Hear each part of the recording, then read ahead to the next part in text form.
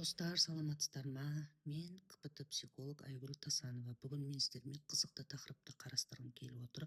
Ол адамның негативті ойлауы және ол негативті ойлау адамға қалай кері әсерін тигізеді, және негативті ойлауға болмайтын не үшін екенін сіздерге түсіндіріп айтып өтемін. Адамдар көп жағдайда негативті ойлайды, өзін басқалармен салыстырады, өзін жек көреді, өзін қабылдамайды, өзін өзі бағаламайды және соның салдарынан адам бірнеше есе кері әсерін, зардабын тартады. Мысал ретінде былай алайық, бір адам А точкасынан Б точкасына жүріп бара жатыр деп елестетейік. Бұл жолды мысалы А точкасынан Б точкасына дейін бір айда өтеді дейік. Бірақ адам өзіне осы А точкасынан Б точкасына бара жатқан кезде өзін өзі жеу үшін өзі бейсаналы түрде жеп бастайды. Мен бұл А точкасынан Б точкасына дейін бір ай емес, мен мұны тез 10 күнде өтіп тастауым керек. Егер мен мұны 10 күнде өтіп тастамасам, онда мен жолым болмаған адаммын, құрыған адаммын, неудачникпін, чертпін дейді. Немесе А точкасынан Б точкасына өтіп бара жатқан кезде адам айтады: мен бұл ара қашықтықты А точкасынан Б точкасына әлде қайда бұрын, бір 10 жыл бұрын жетуім керек еді. Мен болсам әлі жүрмін, жете алмай. Мен бұл жолды баяғыда өтіп тастауым керек еді дейді. Немесе менің бір танысым осы А точкасынан Б точкасына дейін бір аптада жетіп тастады дейді. Вот сол молодец дейді. Мен болсам жүрмін әлі дейді, бір ай бойы осы А точкасынан Б точкасына дейін жүрмін, значит мен чертпін дейді. Немесе А точкасына дейін Б точкасына дейін бара жатқан кезде мен еще мұнымен қоймай, онымен қатар С точкасынан Д точкасына дейін жетуім керек. Там F точкасынан H точкасына дейін, немесе А точкасына вообще N точкасына дейін жетуім керек. Мен осының бәрін қамтуым керек. Осыны қамтай алмай жүрсем, қамтай алмай жатырмын, онда мен сол оңбағанмын, жолым болмаған адаммын, неудачникпін, чертпін дейді. Немесе А точкасынан Б точкасына дейін басқа бір адам енді ол сондай отбасыда туылды дейді, бай отбасында туылды, және оған А точкасына дейін Б точкасына дейін жету оған түк қиындығы жоқ. Ол бір күнде жете алуы мүмкін. Негативті ойлайтын адам қарайды, әне ол деген бір күнде жете қалды, адамдардың жолы болғыш, тағысын тағы. Мен болсам жүрмін әлі бір ай бойы, онда мен жолым болмайтын адаммын, оңбағанмын, неудачникпін, чертпін дейді. Ол солдай отбасыда туылды. Не істейміз енді? Ал бір адам болады, ол уже Б точкасында туылғаннан, өмірге келгеннен, шырылдап өмірге келгеннен ол Б точкасында болды. Оған адам қарайды, әне ол деген А точка не екенін білмейді, Б точкаде рахаттанып бірден Б точкасынан табыла келді. Ондай болмаған мен значит оңбағанмын, жолым болғыш емес, неудачникпін, чертпін дейді, короче.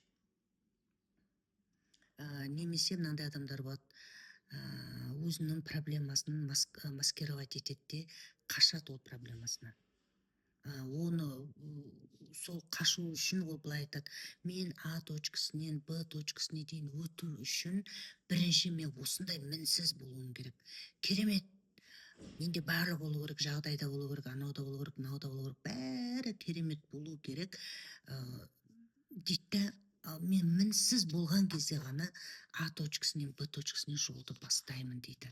Яғни ол мінсіздік, былай қараса, ол мінсіздікке жету үшін бір адамға 10 жыл керек шығар.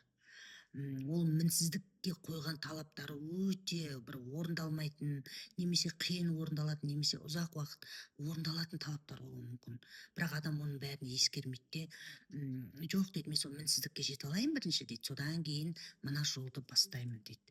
Оның арасында 10 жыл өтіп кете ме, 20 жыл өтіп кете ме, адам әлі сол осы жолды өтпеу үшін, осы жолда қиналмас үшін өзіне сондай бір талаптар қойып алады. Мен мінсіз болуым керек деп. Өтірік талаптар да былай қарасаң. Немесе қандай еще?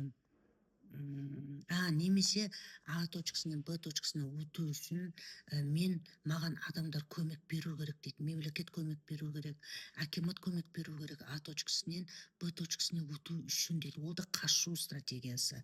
Немесе мен А точкасынан Б точкасына дейін өтіп жатқан кезде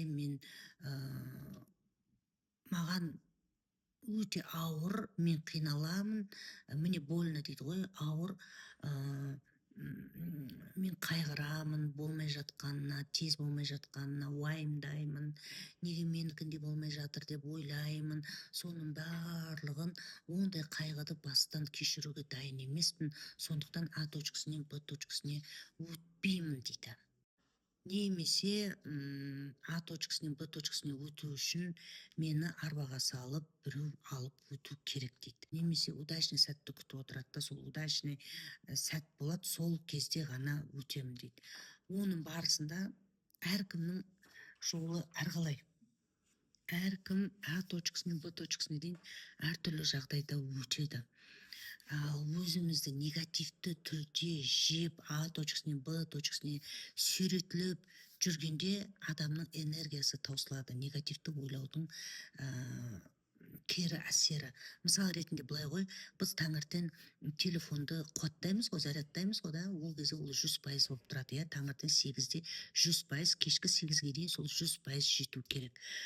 Адам негативті ойлай берсе, жаңағыдай мен айтқандай, неше түрлі өзін өзі жеп, өзін өзі жек көріп, өзін неудачникпін, өзін жаңағыдай чортпын деп жүре берсе, ол қуат таңертеңгі 8-ден кешкі 8-ге дейін жету керек. Қуат 1 сағаттың ішінде бітіп қалады.